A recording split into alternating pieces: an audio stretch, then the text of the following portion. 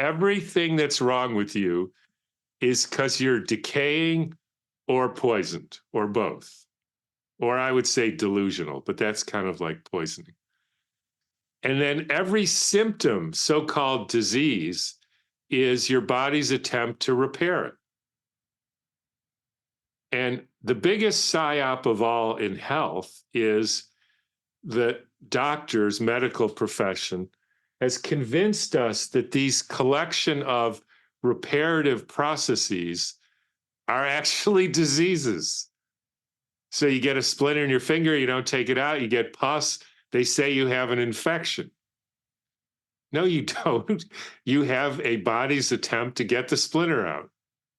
You breathe in crap in your lungs, because they spray it in the air and you smoke and don't breathe right, et cetera. And then you cough it out.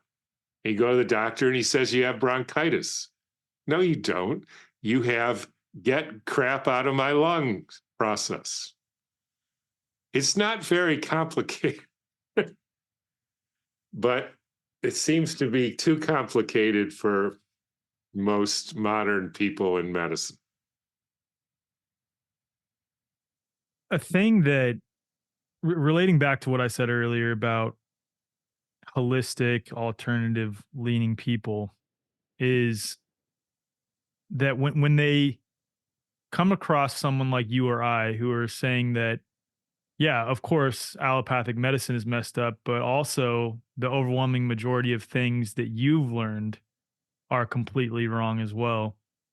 It's almost like they take us to be arrogant, like we know better. But the reality is, what we're doing is pointing to the various people and institutions who are claiming to know, absent of any evidence of their alleged knowing, and saying, you don't know shit. And from there, it's explore for Yeah, yourself. yeah, Yeah. And that, I think that's the most frustrating thing is that we're not, you and I aren't claiming with certainty to know anything. We're just pointing to all the things that people are claiming to know and saying they don't actually know what the hell they're talking about. But I think a what lot of them have been disproven yeah, a lot, I mean, thoroughly disproven. I mean, you look at thoroughly. something, yeah, thoroughly. I mean, you look at something like I don't, it's not germ theory, the germ hypothesis, not even a hypothesis because it's a completely failed hypothesis at this point. It's been disproven thoroughly. But the point is that whole paradigm has been thoroughly disproven. But I think that the issue is, I don't know what it is about you, me, Kelly, Andy, Eileen, a bunch of our friends, where we think it's exciting to sit in the uncertainty, sit in the I don't know shit. So Yeah. let's go explore. But it's like the overwhelming majority of the world, even the alternative approaches to health, can't do that. Have you thought about why that is? Uh, Kelly's good at thinking about why that is. I think it's basically they're traumatized. Mm, And so when you get traumatized, you start worrying that you're not good enough. And if you don't know, you learned a lot of doctors. I went to medical school, right? So I was with doctors, and they're it's of course you can't generalize really, but right. they're a particularly immature sort of group. And they have gotten along by being smart, typically. I mean, some are good athletes and some are good dancers and all that stuff. But their main attribute is they knew stuff. That's how I got along. That's how most of us got along. And if somebody comes along and says, you don't really know what you're talking about, that's a big threat. Right.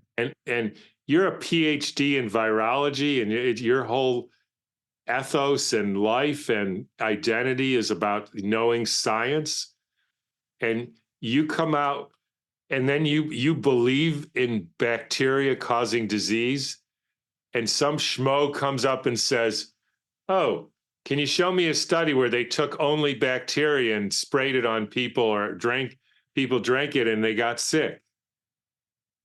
And you think to yourself something like, uh-oh, like I got caught.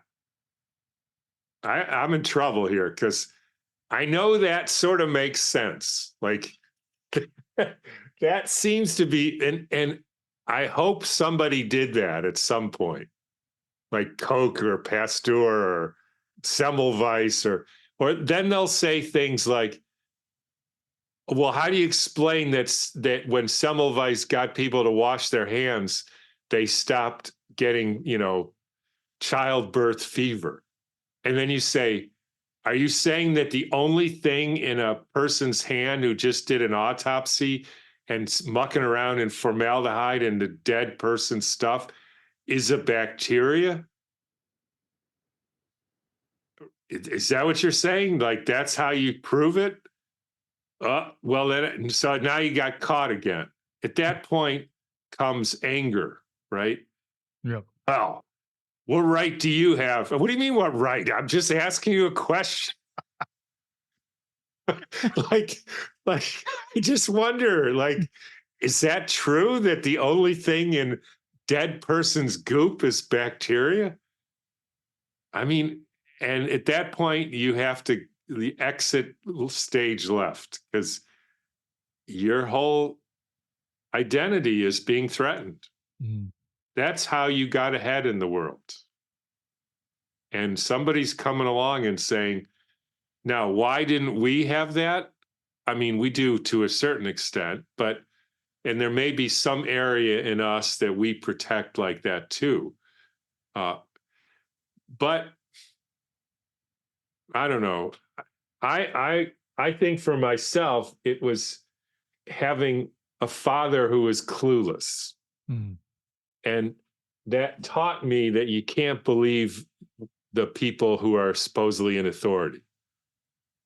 And that was a gift because, like if he was, you know, not like that, I might have believed people, and I Right. didn't, because I learned that really early that you don't believe these people. Mm. But I don't know. I mean, that's an interesting question, but Yeah.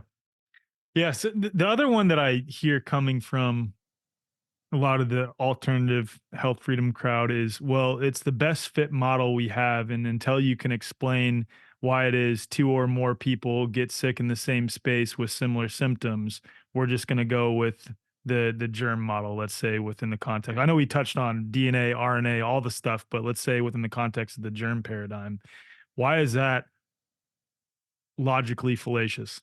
it's a scientifically illiterate statement. The claim is that there is, in this case, maybe a virus, if you're talking about chickenpox, that is being passed from one person to another. Or even that there's something in there's three stages of that claim. One is that the entire person makes somebody sick. Then there's a part of the person, like